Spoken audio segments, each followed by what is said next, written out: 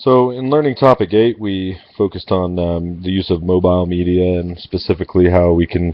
uh, bring cell phones into our classrooms and use them in a constructive, purposeful way. And again, for me, I felt like um,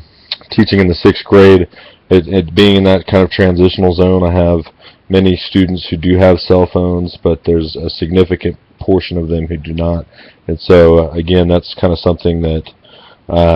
you need to take into consideration when trying to plan activities based around technology is just that question of access and who has it and who doesn't. With that said, something else I guess that gave me pause about cell phones in the classroom is, again, at that 6th grade age, sometimes kids don't exercise the best judgment and don't really have experience and perspective as it relates to the things that they do or say on cell phones. And so every year without fail, there's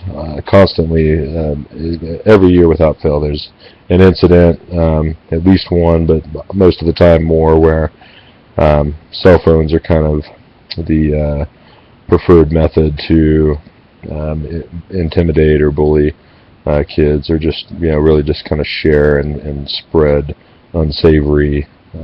thoughts in the community. And so the idea of bringing that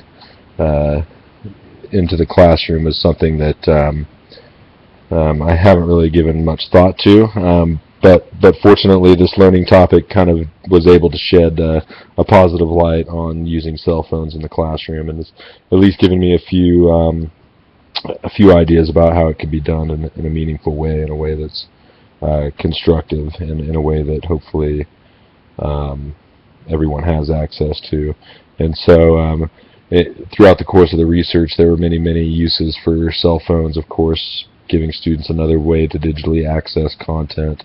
on the internet, either provided by the teacher or through other channels. One of the applications I believe that I could use with my 6th graders is simply kind of taking the place of a planner and kind of working with the applications that are most likely on their phones, as far as the calendars and voice memo and things like that, to just kind of be a tool that they can use to help organize themselves and organize their studies and make deadlines and so on and so forth. So just kind of really like an organizational and planning tool for the students. The idea that I shared in the learning topic had to do with using the image capturing technologies, the cameras and the video cameras that exist on many of the phones. We really love to create videos and create movies at school and use green screen technology and let kids kind of have fun and be expressive and be creative. But oftentimes, one of the problems is that we do have a limited number of mobile devices. Each class has a few iPads now, half a dozen iPads or so, but that pretty much guarantees that you're working in still a pretty large group. And so having or allowing students to use their own personal devices for some of those projects seems to make a lot of sense. I believe I also shared my lesson thought was about using cell phones whenever outside of the classroom, whenever we go to a field trip or go on our outdoor ed trip. Students oftentimes have their phones, not that we necessarily want them to be using them to communicate at that time, but to be using that to capture images or capture video that we can then apply to an instructional purpose, I think makes a lot of sense. And so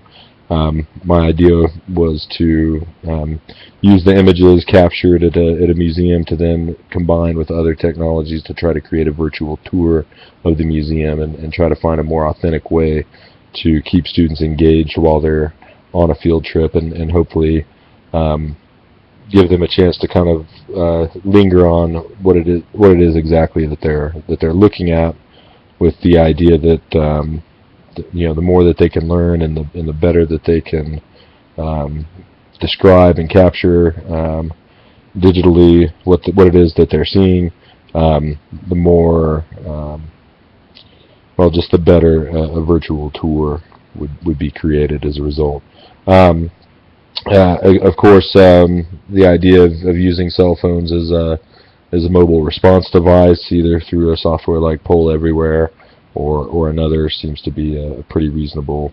use of the cell phone, even for 11 and 12-year-old students. So, again, I thought what was refreshing about this learning topic was that I came with certain preconceived notions, some of them based on experience and some of them based just on reasoning or based on fear, and then I really saw a lot of those preconceived notions turned on their heads as I kind of researched and began to think a little bit deeper and a little bit more creatively about how we could use mobile media devices. And so with that concludes my topic-by-topic reflection on the learning that happened and the knowledge and the skills that I gained through this multimedia course, and I believe that it was a great success, and I look forward to applying much of what I learned in the very near future with my students and with my colleagues. So thank you thank you very much again for listening, and thank you for the opportunity to learn from you throughout this course, and I look forward to possibly working with you in the future. Thank you very much.